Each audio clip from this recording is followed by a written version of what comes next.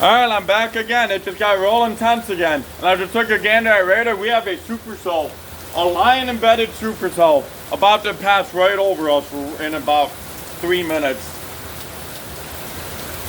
God forbid this thing produces a tornado, because I am outside and I have nowhere to shelter right now, except where I'm standing.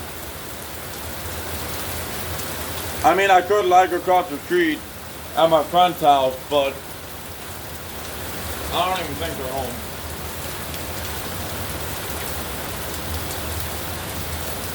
Yeah, I don't even think they're home over there.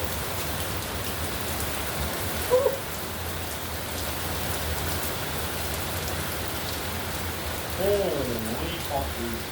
Oh, final language. Ken, you didn't hear that.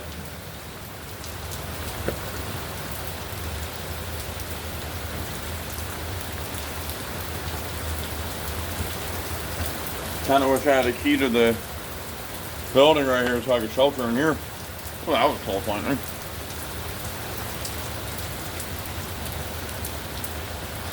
Give me a second.